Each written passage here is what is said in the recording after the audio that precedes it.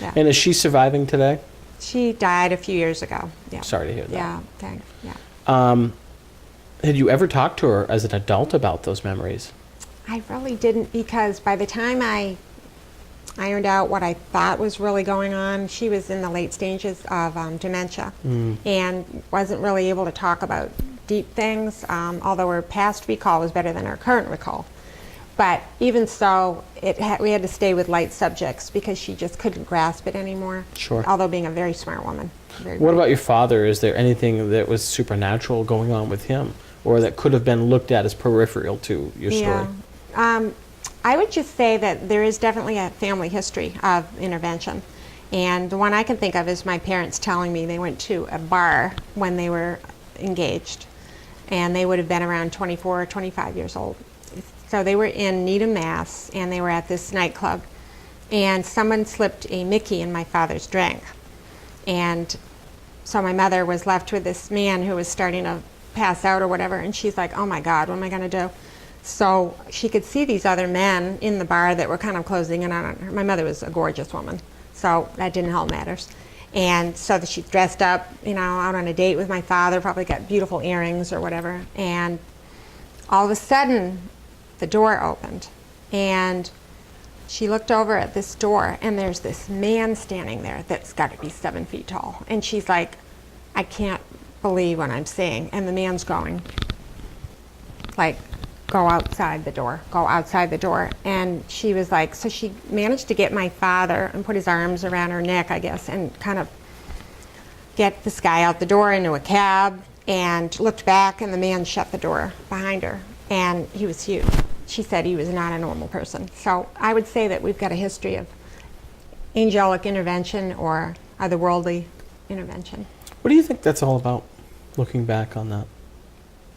I would say it's probably more common than we think, and that a lot of people don't notice those things. They're not paying attention because they either don't want to believe, or maybe it's too scary because it's out of the realm of their normal, everyday, comfortable life.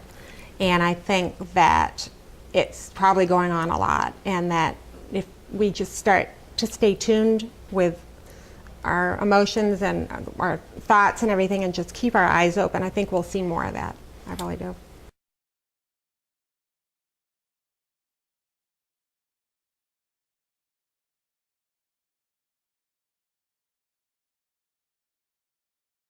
Something that I think is possibly the best story anybody's ever shared with me, and this might be part of an upcoming lecture that I start to develop, is really based around this. And I think we call it the Yellow Mustang story.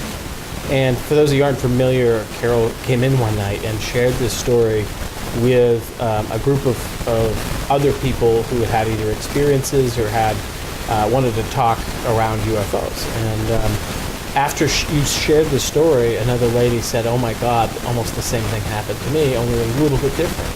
And later on, we learned from somebody else a very similar issue had happened to them. So we're starting to put this together in the synchronicities that happen with people that have had strange experiences. And I think it's important, before we talk about the story, to say that there's no concrete evidence that this story has anything to do with aliens or UFOs or angels or whatever. It's just almost like an archetypal story that numerous people we've talked to have shared. So without further ado, do you mind sharing what we appropriately deem the Yellow Mustang story? Yeah, the Yellow Mustang. When I was married back in 1981, my son was 3 months old, and my husband at the time and I were living in South Carolina, and we're coming up for my sister's wedding in Bartlett, New Hampshire. So we had a Yellow Mustang that Bob, my husband, had recently purchased without informing me first. So we had this car, and we're roaring up the map. We've got about 5 days leave because he's in the Coast Guard. So as we drive up the map, and my little son's in the back seat all bundled up, we're probably 3 a.m. in the middle of nowhere. I have no idea where we were, but the windshield wiper washers broke, and it was just a torrential downpour. So we skidded to a stop and pulled into this abandoned gas station. So as we did, we're like, we're screwed. I mean, no cell phone, very little money, a new baby in the back seat. It's the middle of the night. There's nobody. This is like a ghost town. So within seconds, this yellow Mustang, a lemon yellow Mustang, just like ours, pulls up right beside us. And this man gets out. And I have never seen such a perfect specimen in my life. So this man was beautiful. He came up, he had a leather coat, like a bomber, and he had it over his head, and he had soft blonde curls and the most beautiful blue eyes you've ever seen. They didn't even look human. But he was human, or looked human. But he was just astounding. And he said, "Can I help you?" And we were like, "Yeah," while our wipers broke. And he said, "Oh, I had the same thing happen with my Mustang not too long ago. I'll go fix them." So we went to his trunk and got some tools. All I remember is that he waved us off and said, "You're all set." Gets into his car and drove off the way he came. So the thing is, though, about 3 or 4 months ago, I was prompted by someone at Social Saucers to say, why not ask your ex-husband if he remembers anything odd about that incident? So I emailed Bob and I said, "Do you remember anything odd about the yellow Mustang incident?" And I refreshed his memory a little bit. And Bob is your ex-husband, He's just to my preface this a ex-husband. little. How long had it been since you talked to him at this point? I hadn't talked to him in probably maybe 4 years. Okay. Yeah. And had you ever brought this up with him prior? Never brought it up before. So there was no conversation around this? Nothing. And what did he say? He says, actually there was something odd. He said, "I mapped out that entire trip because we had X amount of hours to complete the trip and get home in one piece." But he said, "I cannot account for 10 hours. And he said, "We got there 10 hours late." And I could never figure that out, and it's bothered me all these years. And I'm like, bingo, missing time. So literally there were 10 hours in which you don't know where they went. No. Did you arrive late to this wedding? No, we were on time. The thing is, we got there so late. It was like, again, if it's 10 hours behind schedule, whether you're ready to go to a wedding or not, something's got to give. So if I recall, it was like the wee hours of the morning by the time we got there. And so we missed our sleep. I mean, everything was screwed up. So but it's vague because I remember the Mustang part, but not the trip afterwards. Because So you were driving the same exact year, make, and model exact same as car. the car that pulls up to you. Exact same car. And what year did this happen in, do you think? 1981. And why are you so sure about the year? Because my son was 3 months old and he was born in 1981. That's a pretty good reason why. And that's a pretty good reason. Can pin that one.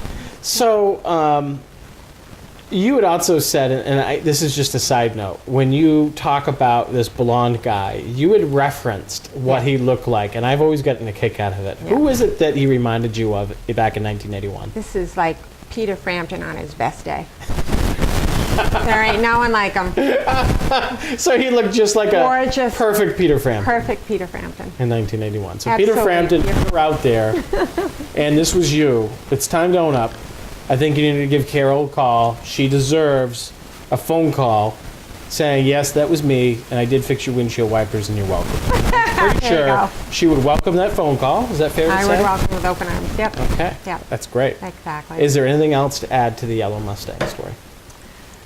That is it. And I think the most important thing was that I really felt that our little family was being watched by something outside of the norm. And that it was such a sweet little gift because it could have been a disaster. I mean, it was the middle of the night. I've got this little baby who's sound asleep, and I'm like, I don't have a cell phone. I can't call anybody. You know, you're vulnerable. And then something was there to meet your needs. So, And that little baby grew up to be your son, who you just referenced not too long ago. exactly. 36 years old. Wow. Yeah. That's great. Yeah. Thank you for sharing that story. Thank you very much.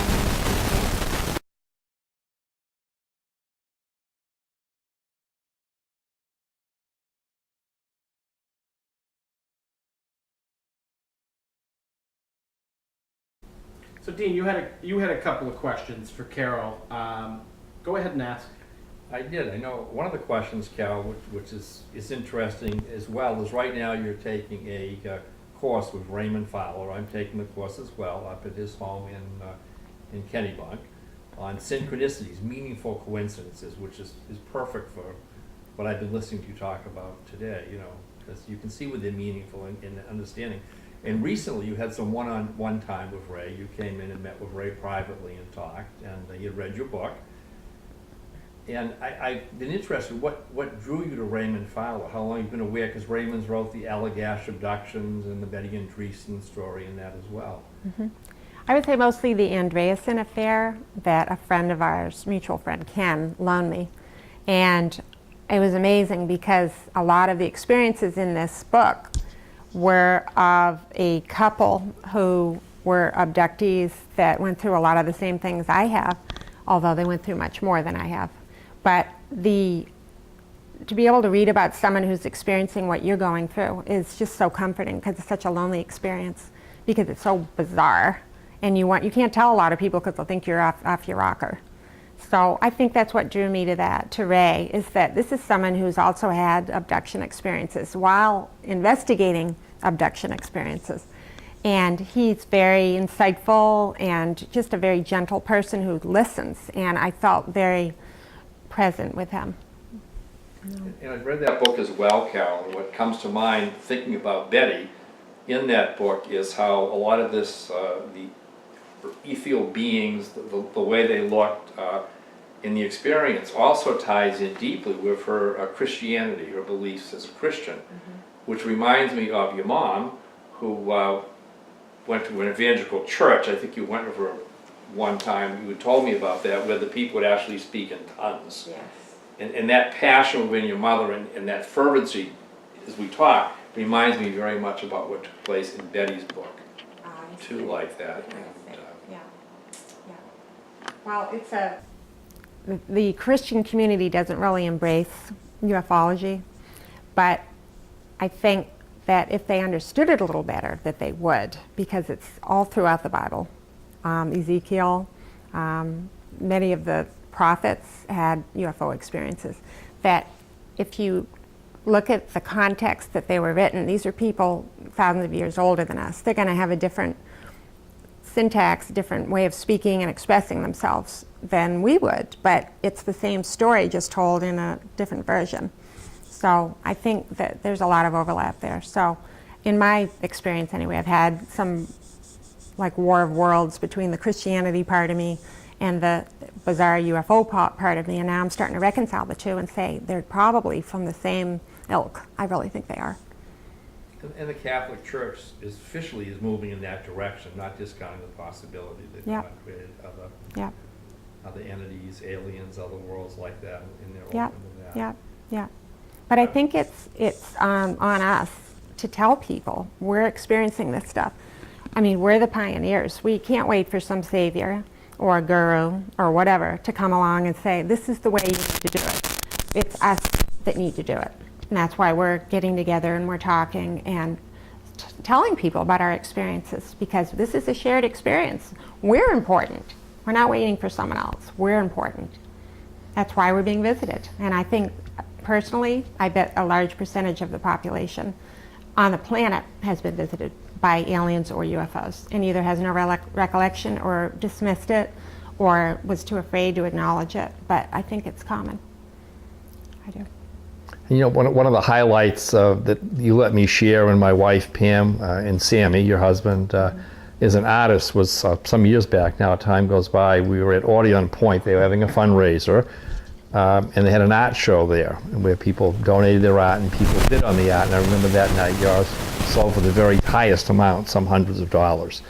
But at the same time, one of the women who was putting this on was talking to you and asking about your children, and you mentioned your daughter, Lindsay, and you said, and my daughter's a thoroughbred. Now, and I've met Lindsay, I totally agree with that. I know you took ballet, she's done these things, like mother, like daughter, and that two amazing talents. Oh, thank you. But as I moved to that, thinking about North Conway, and not too far from where the Betty and Barney Hill abduction took place, later on, in Betty Hill's mind, she started to think that maybe different things were harvested, DNA, different things that were studied scientifically.